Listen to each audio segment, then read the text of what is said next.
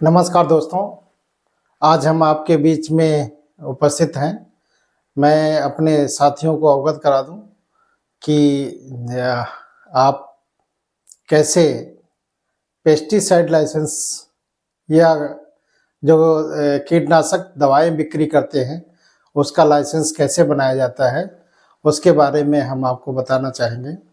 क्योंकि पेस्टिसाइड एक सीड और फर्टिलाइज़र, ये तीनों लाइसेंस कृषि विभाग के द्वारा दिए जाते हैं। इसलिए मैं इनमें से जो पेस्टिसाइड है, पेस्टिसाइड के लाइसेंस के बारे में हम आज आपको बता रहे हैं। पेस्टिसाइड लाइसेंस अगर आपको चाहिए, या जिसको हिंदी में कीटनाशक लाइसेंस कहते हैं, अगर वो आपको चाहिए और आप खेती-बाड़ी से संबंधित व्यवसाय करना चाहते हैं, ऐसे सभी लोगों को अवगत कराना है कि पेस्टिसाइड का लाइसेंस लेकर एक व्यवसाय कर सकते हैं और हम अपने किसानों को अच्छी सलाह देकर अच्छे दवाओं और कीटनाशकों का प्रयोग करा के अपनी फसल सुरक्षा का भी कार्य किया जा सकता है। क्योंकि ये पेस्टिसाइड का लाइसेंस है, इसलिए इसमें कुछ सुधार किए गए हैं और इंसेक्टिसाइड एक्ट 1968 के तहत इसमें काम करना पड़ता है। इसमें क्योंकि ये एक्ट है, एक्ट के मुताबिक ही चलना पड़ता है, इसलिए कुछ नियम और कानून भी रहते हैं जिसके तहत ये कवर होते हैं।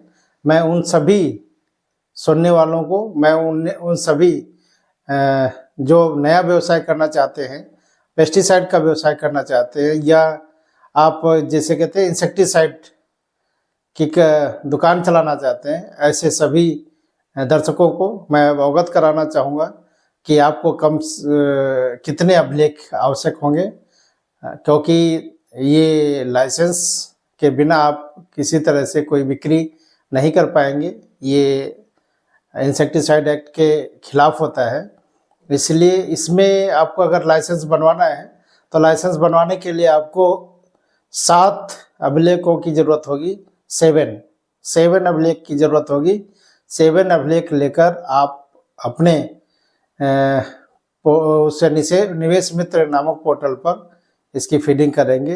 वो अभिलेख कौन कौन से हैं, इसको बताने से पूर्व मैं आपको बता दूं कि ये व्यवसाय करने के लिए उद्देश्य से एक मन में, दिमाग में ये चलना चाहिए कि हम सेवार्थ काम करने जा रहे हैं, क्योंकि इसमें प्रॉफिट का नहीं सोचना चाहिए, क्योंकि ये ह्यूमन बीइंग से जुड़ा हुआ है।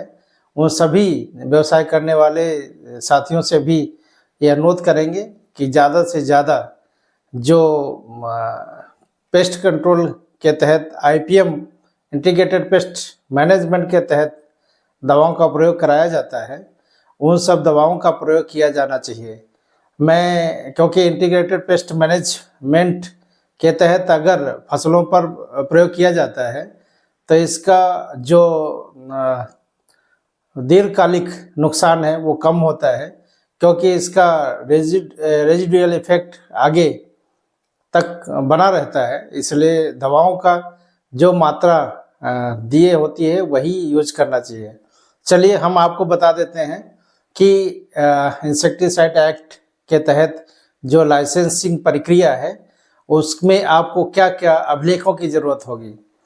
पहले तो आप ये देख लें कि इसमें शैक्षिक योग्यता अनिवार्य शैक्षिक योग्यता है। अगर आप मिनिमम ग्रेजुएट नहीं है तो आपको लाइसेंस नहीं दे होगा। कि आप ग्रेजुएशन भी आपको साइंस ग्रेजुएट या एग्रीकल्चर ग्रेजुएट हों। साइंस ग्रेजुएट में अभी आप रसायन, जीव विज्ञान, वनस्पति विज्ञान के ग्रेजुएट हों और कृषि विज्ञान के ग्रेजुएट हैं, तभी आपको ये लाइसेंस दे होगा। इंग्लिश में कहेंगे तो केमिस्ट्री, बायोलॉजी और बॉटनी एवं एग्रीकल्चर, इसके अगर आप ग्रेजुएट हैं तभी आपको ये लाइसेंस दे होगा। तो मैं आपको बताया कि पहली प्रक्रिया पूर्ण करने के लिए सबसे ज़रूरी अभिलेख है वो है आपकी शैक्षिक योग्यता। क्योंकि अभी ये निर्णय लिया गया था कि इसमें जो एग्रीकल्चर से या साइंस के ग्रेजुएट जुड़ेंगे, वो किसानों को अच्छी सलाह देंगे। इसलिए मैंडेटरी किया गया है कि कम से कम पेस्टिसाइड लाइसेंस लेने के लिए ग्रेजुएट होना अनिवार्य है। दूसरा महत्वपूर्ण है कि अभिलेख, जिसमें आपको फर्म का नाम रखना होगा और फर्म का रजिस्ट्री जीएसटी पंजीकरण लेना होगा। जो फर्म पंजीकरण जीएसटी पंजीकरण होगा उसको भी आपको साथ में लगाना होगा। दूसरा, ये आपका अभिलेख कंपलसरी है और इसके साथ आईडी कार्ड तीसरे पॉइंट पर आएंगे। तो तीसरे पॉइंट पर आईडी कार्ड आपको अपलोड करने होते हैं पोर्टल पर।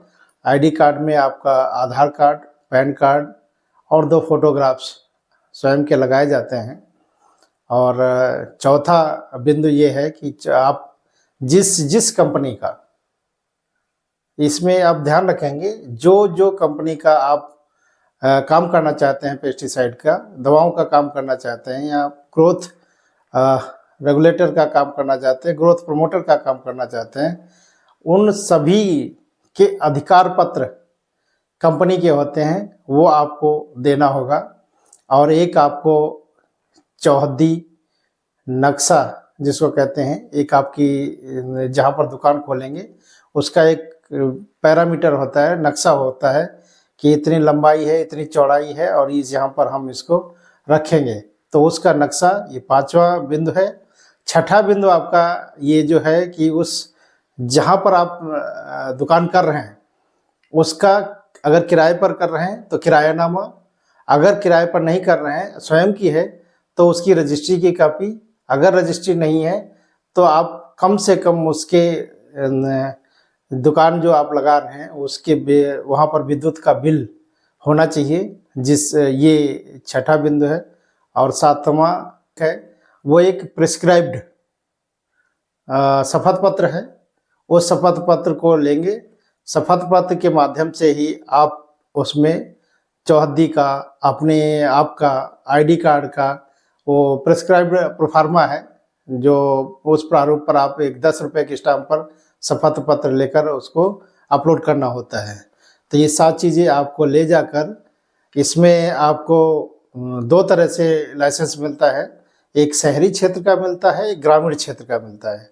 ग्रामीण क्षेत्र के सभी दुकानदारों के लिए लाइसेंस फीस 1500 रुपये है और जो शहरी क्षेत्र है, शहर के हैं या नगर के हैं, जहाँ कहने का मतलब ग्राम पंचायत नहीं है, उन सभी जगह पर आपको शहर के नाम से लाइसेंस मिलेगा और उस लाइसेंस की फीस 7500 रुपये है। इसको आप निवेश मित्र पोर्टल पर जाके एक अपना आईडी जनरेट करेंगे।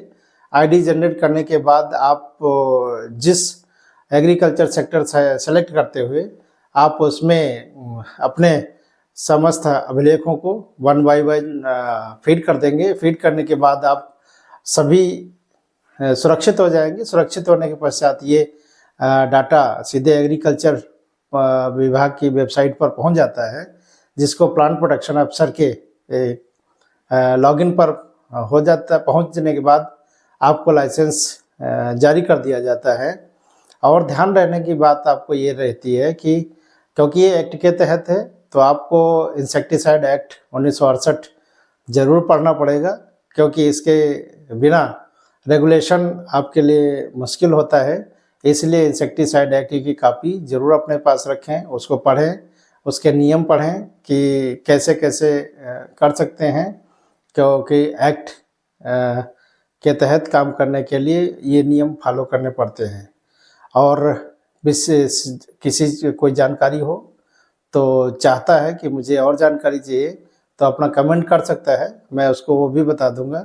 बहुत बहुत धन्यवाद। नमस्कार।